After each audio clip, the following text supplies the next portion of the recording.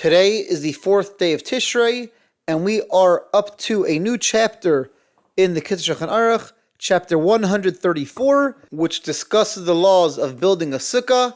We will be doing paragraphs 1 through 6. Paragraph 1. It's appropriate to build the Sukkah the day after Yom Kippur. We mentioned yesterday how it's great to start the evening following Yom Kippur, but if possible, complete it now, the day after Yom Kippur. There's a concept that when we have the opportunity to do a mitzvah, we don't delay, we try doing it right away. And now we have the opportunity to build a mitzvah, Sukkah is coming, so we want to build a Sukkah, we should do it as soon as we could following Yom Kippur. We do not make a blessing of Shehecheyanu when building a Sukkah. However, the first night of Sukkot, when we make a Shehecheyanu on the holiday of Sukkot, we also have in mind the mitzvah of building the Sukkah as well. The Shulchan says that it's a mitzvah to be personally involved in building a Sukkah. Yes, we can maybe hire someone to put it up for us. We could have our children do it, but it's best, if possible, for each of us to be involved in some way, actively involved in putting up the Sukkah. It's a beautiful mitzvah, and it's something that we should want to be physically involved in. Once the Sukkah is built, it's customary to hang up signs, pictures, decorations to beautify the Sukkah. Paragraph 2. There are ways to build a Sukkah without having complete walls, using different halachic means. Those specific details are beyond the scope of our discussion. However, says the Shulchan Aruch that it's really best to have 4 complete solid walls if possible. If you don't have enough material or time or money to have 4 complete walls, it's better to have 3 complete walls and instead of 4 incomplete walls. Either way, we have to make sure that the walls are strong enough that they don't move in the wind. If you are not able to, or it doesn't work out to make 4 complete walls, then speak to a rabbi to discuss how to build a sukkah using the different halachic means available. If possible, it would be fantastic to build a cover for a sukkah, commonly referred to in Yiddish as a shlak. The Shulchan talks about building a cover, some sort of cover which is on hinges, that could be opened and closed easily on Yom Tif, on the holiday of Sukkot itself, without having any issues. A shlak, which is made out of a tarp that you just pull over the Sukkah, could create a problem on the holiday of Sukkot of building a tent. So if you do have a tarp that you want to put over your Sukkah, then make sure to speak to a rabbi before Sukkot to discuss how to spread it over your Sukkah on the holiday without having this problem of creating a tent. Paragraph 3. There are many details to the laws about what constitutes kosher schach, what we can cover our sukkahs with, but the Shulchan Aruch breaks it down to a few simple, straightforward rules. Number 1, it has to be something which grows from the ground. Number 2, it has to have been detached from the ground. You can't just pull some vines which are crawling up your house. You can't just pull them over your sukkah. It has to be detached from the ground first. Number 3, it has to be something which is not susceptible to becoming ritually impure, to becoming tameh. Number 4, it can't be a bundle of something like a bundle of reeds. In 2024, we have a very easy solution. You go to your local Judaica store, you buy yourself a bamboo mat, which comes certified as kosher schach, and you know you're good to go. If you'd like to use something else, then I recommend reaching out to your local halachic authority just to run it by him. Paragraph 4.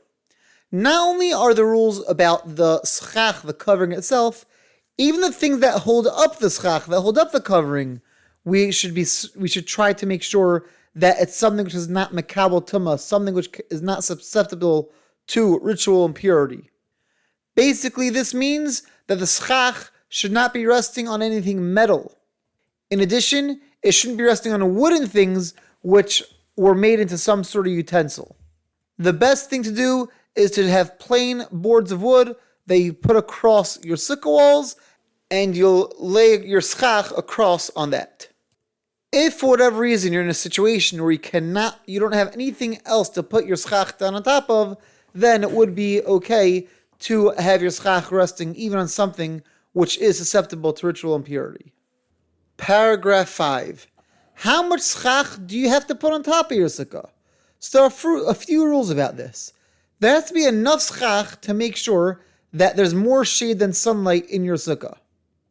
Because of this, you have to be careful that if you're using freshly cut wood or something that has leaves on it, you're not really counting those leaves as part of the covering, because within a day or two, they'll dry out, shrivel up, and you're going to end up with less shade than you initially had there.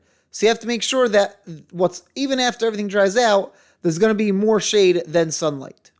Even if the sukkah overall does have more shade than sunlight, there shouldn't be any opening between branches or between schach of 3 tefachim or more. 3 tefachim is 3 hands breadths, approximately around 10 inches. So you shouldn't see, if you're looking up at the schach, you shouldn't see any break in the schach of 10 inches. Is there such a thing as putting on too much schach? The answer to that is yes. First of all, it's preferable, if possible, to be able to see the stars through the schach. If the schach is so thick that you can't see the stars, it's not the biggest deal. But you got to make sure that there's not too much schach, that it's so thick that if it rains, no water comes into your sukkah. If the schach would be that thick, it would be too similar to actually being in a real house, and therefore it would not be a kosher sukkah. Paragraph 6. The minimum size for a sukkah to be considered a kosher sukkah is 7 by 7 tefachim, hands breadths, which comes out to approximately 22 to 27 inches by 22 to 27 inches. Now let's say, for whatever reason, one side of your sukkah, or even all the sides of your sukkah, you don't have kosher schach starting to the middle of the sukkah. Let's say you're building a sukkah. This is a bit technical and really needs an illustration, but imagine if next to one wall of the sukkah, you have your wall going up, then before your schach starts, you have some real roof next to your wall, and then the kosher schach begins. So if that real roof, that part of the covering of the sukkah, which is not good for schach, for kosher schach, for whatever reason, if that section of non-kosher schach is less than 4 amos, 4 cubits, approximately 6 to 7 feet, if it's smaller than that, and the rest of the schach is at least 7 hands breadths, 7 tefachim, then your sukkah is still kosher. Because in halacha we consider it that roof is really just part of the wall gets bent over. And that part of the roof, which is not kosher schach, is really just an extension of the wall. If it's more than 6 to 7 feet, then that's too much to be able to say it's just part of the wall, and that could invalidate your entire sukkah. If you're dealing with a scenario like this, I recommend speak to halachic authority beforehand to make sure that your sukkah is going to be kosher. That is the end of today's learning. Have a wonderful day and see you tomorrow.